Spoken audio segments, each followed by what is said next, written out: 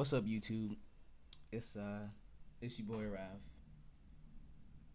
back with another video, a video that I've been wanting to make for a little minute now, that I've just been kind of putting off because I didn't know exactly how I wanted to do the video, how I wanted to structure the video, or what I wanted to do in the video or say in the video.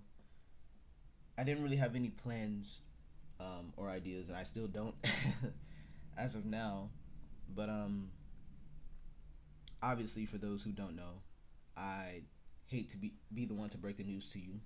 Um, but a legend in Akira Toriyama just recently passed away, and I think one of the main reasons that I've kind of been putting off doing this video is because part of it kind of still doesn't feel real to me yet, and yeah, I don't know. I just didn't know how I wanted to do this video at all. I think it's the first time that a death outside of friends and family has ever affected me so much, and I think the reason for that is that I kind of did see Akira Toriyama as both friends and family. He kind of passively raised me throughout my entire childhood and to who I am today. This channel literally wouldn't exist without Akira Toriyama. I think the only other times I've ever felt like this about celebrity deaths is Kobe Bryant and Bray Wyatt. And that's just because they were so unexpected and out of the blue. But this one's different. I guess I do want to tell you guys a story. This story takes place in I believe the fifth grade. Was it fifth grade, or maybe just graduating fifth grade? In elementary school, at a camp actually. And obviously, me and my friends, we would always play around as fictional characters and whatnot. But there was this one friend that would always want us to play this game with him, and it was called Dragon Ball. And at the time, none of me or my friends had ever heard of Dragon Ball. And so one day I went to play with him, and he started teaching me about the transformations and the characters. Obviously, very vivid teachings, but he started introducing me to the world of Dragon Ball, and I was like, yo, this is cool. And so we just kind of sat around and played Dragon Ball and pretended to be different characters for a few hours. And after that day, I went home and immediately went to YouTube and just looked up Dragon Ball. And at that time, Dragon Ball Super was still coming out. I believe it was in the Goku Black Saga, actually, was still coming out, because I remember people having their theories that Goku Black was like future Goten and whatnot. And man, things were so much easier, so much simpler back then. But I remember going on YouTube and just looking up Dragon Ball to get more acquainted with the series, and just so I'd know more, so we could play more, so I know more about it. And it's funny that I kind of learned Dragon Ball initially through Dragon Ball Super, which I know is kind of crazy to say and probably doesn't rub a lot of the fan base the right way. But yeah, I mean, it was still just coming out at the time. I remember when the Universe 6 tournaments first started happening, and that was kind of my introduction into Dragon Ball as a series. And with my vivid information that I knew at the time, I would go back to school, I would go back to camp, and we just played Dragon Ball for hours. And I remember even knowing next to nothing about the series, I would still always be Vegeta. That was my favorite character to be. He had my favorite transformations, even though everybody else technically had the transformations too. He looked the best in them to me. He was just cool. Like, I barely knew anything about the guy, but he just called to me more than anybody else in the series. So he was always my favorite character. And shortly after that, came ended and whatnot, I actually went home and started from OG Dragon Ball, and I started watching that. And I think that's when I truly fell in love with the series of Dragon Ball, is when I watched OG Dragon Ball. I think just the vibe of what OG Dragon Ball was, how it connected to me and with me, I don't know. It was just something so special about it. Like I always loved Dragon Ball Z, obviously, but OG Dragon Ball for me was just like it was kind of my first introduction into anime because like I've watched beforehand. I watched Pokemon before and a little bit of Yu-Gi-Oh, but at the time I didn't even know they were anime. I didn't know what an anime was. I just kind of thought they were cartoons, you know. And Dragon Ball was like the first actual anime that I watched that I knew was an anime. And again, I it resonated with me so much. I remember waking up on days and throwing on the episode of OG Dragon Ball and seeing the original Tenkaichi tournament little symbol logo pop up on the episodes. And I remember those just being the most hype episodes because the tournament was so important back then because you would see all your favorite characters that you had interacted with through the series all come together in this one big tournament. And I kind of miss those days of Dragon Ball where it was more about martial arts than anything, you know. Now it's all about these god busters and universal level scalings and ultra instinct and all these godlike powers and abilities, which I don't mind, you know, but I just miss the good old days where it was rare to even see a ki blast, you know. They would only throw out a kamehameha every now and then. It was more focused on martial arts. That's what the Tenkaichi tournament was, which it was a martial arts tournament.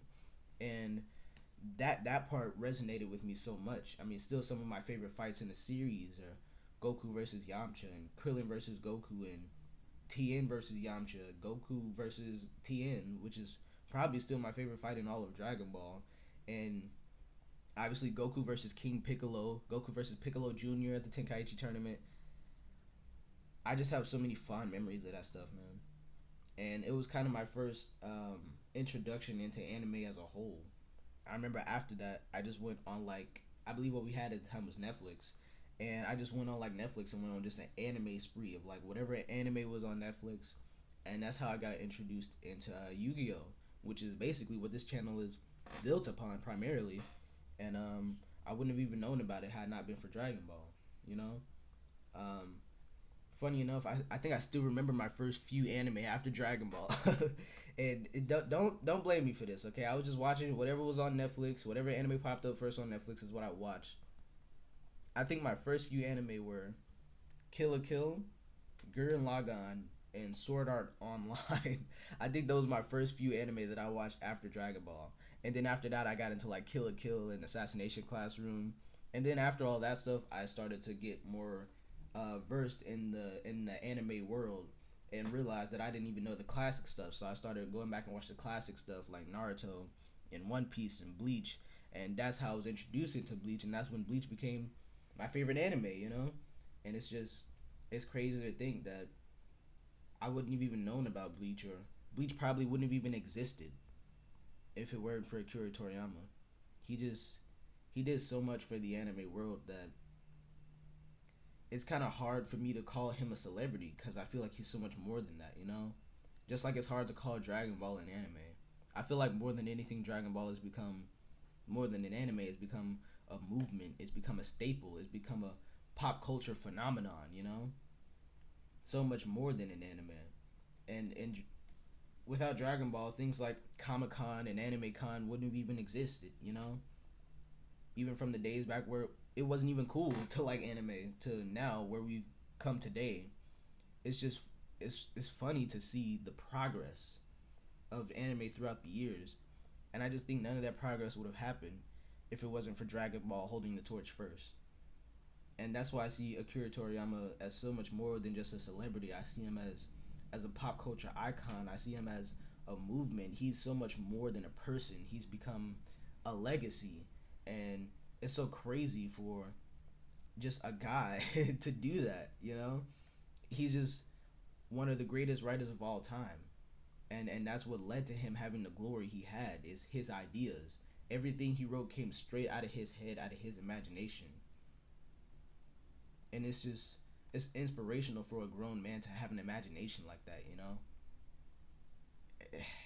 Again, it's still just hard to process. Akira Toriyama always wrote these characters, you know, like King Kai and Goku, and later on Beerus and Whis, and just these immortal characters that never really have to worry about death. And to the point where death is a joke in Dragon Ball now. How it's not even like, it's not even, I guess, effective because anybody can be brought back. Nobody really stays dead ever, and I think we as Dragon Ball fans all got caught up in that, and so it made us see Akira Toriyama that way as well, as death wasn't even an option for somebody like him, because I could honestly say before March 1st, death was never even a word that crossed my mind when I thought of Akira Toriyama. As crazy as it sounds, I just didn't think it was something possible for somebody like him. And again, I think that's homage to how he wrote Dragon Ball, you know? He kind of just wrote it that way for it to turn out that way. And that's why it's so surreal to now be saying that Akira Toriyama is no longer with us. I again, it just still doesn't feel real to me. And I think that's why I put off making this video for so long, is because I needed time to process what really happened, and I still don't think I have. It's just he has so much more left in him. He has so many more projects that he was working on, and I think that was the hardest part about reading the article on Akira Toriyama's death, is that he was still working. You know, he still has so much more to give to this world, whether it was the DBS manga or a whole entire new manga, a new video game, Dragon Ball Daima coming out soon. You know, like he had so much more. He was doing so much more, and one of my wishes more than anything was for Akira Toriyama would live long enough to make a good live action Dragon Ball movie, because I know we have the facilities to do it. You know, after looking at all the MCU movies and the DCEU movies and all that stuff, we have the facilities to make a good live action Dragon Ball movie. And I wanted it to be directed by Akira Toriyama himself. And it just kind of sucks that we'll probably never see that now, you know? It just sucks, man. He just has so much more to give to this world. And again, it just feels surreal for him to be gone now, because again, the sheer amount of impact he had, well, not even just anime, but all around the world. Like, Dragon Ball is probably one of the few animes, if maybe the only anime in the entire world, where you can go anywhere in the world and mention Dragon Ball and somebody will know, no matter where you are, because that's how big of a phenomenon Dragon Ball was. And like, things like the big three wouldn't even exist without Dragon Ball. Naruto, One Piece, Bleach, those things wouldn't even exist if it wasn't for Dragon Ball taking the first steps. You know, Dragon Ball kind of walked so anime today could run, you know? And again, it's just amazing for me to think that all of that came out of one man's mind, you know? Again, I send my condolences to Akira Toriyama and his family and his friends and whatnot. It's just so surreal to be able to say that Akira Toriyama's gone, but he'll live on this planet forever because he's built such a legacy. That Dragon Ball is a multi-generational movement. It's not something that's going to die off anytime soon, or that's going to be forgotten probably anytime in history. And so he's left a long enough legacy to where, even though Akira Toriyama's gone, it doesn't really feel like it, because you can still see him through his projects, through everything he's created throughout the years.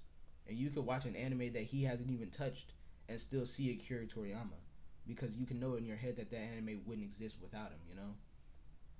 And I think that's one of the most important things, is that he'll never really die, because he'll always be immortalized throughout anime, with him kind of being the father of anime in a way, you know?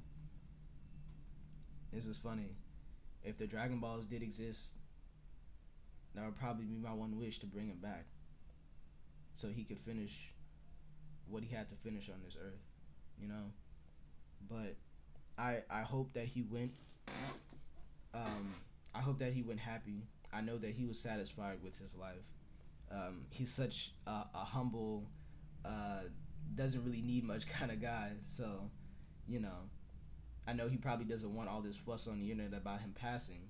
In fact, he even said it himself, that he didn't want, you know, many people sending his family the flowers and whatnot. and obviously we'll send our condolences, but he just doesn't want it to be this big thing. But at the end of the day, that's what it's gonna be because he was such a big character. This is now a moment in history of Akira Toriyama passing away, but he will never be forgotten. He will always be remembered. Again, I didn't know how I was gonna structure this video. That's why it's kind of all over the place, because honestly didn't know how I was gonna do this at all. You know, I mean, even this is my first shirt that I ever made for the Arrahaffv.com. It still got the old logo on it and everything. This was the first ever shirt that I made with my own money for my .com, for my clothing brand. It's a Goku silhouette shirt. Like, this was the blueprint for what Arrahaffv was supposed to be. And that's even why I made the YouTube channel. The YouTube channel was originally made to promote the Arrahaffv clothing brand, and he was kind of the start of all of this. And so even just outside of anime, just in my real life, he has affected me so much, and he's almost passively raised me through his anime, and I can only thank him for that.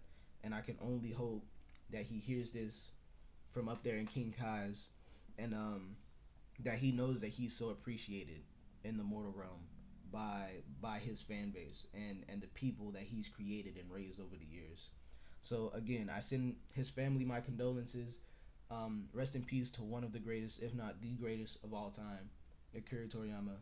And I wish his family the best in all of their future endeavors. And just know he'll never be forgotten. Not by me, not by any Dragon Ball fan anywhere across the world, not by any anime fan anywhere across the world. Because at the end of the day, Akira Toriyama is still immortal through his works. And so thank you, Akira Toriyama, for your work. And thank you all for sitting through this video with me and sitting through this process. Again, I'm sorry this video was so all over the place, but I didn't really know how I wanted to do this.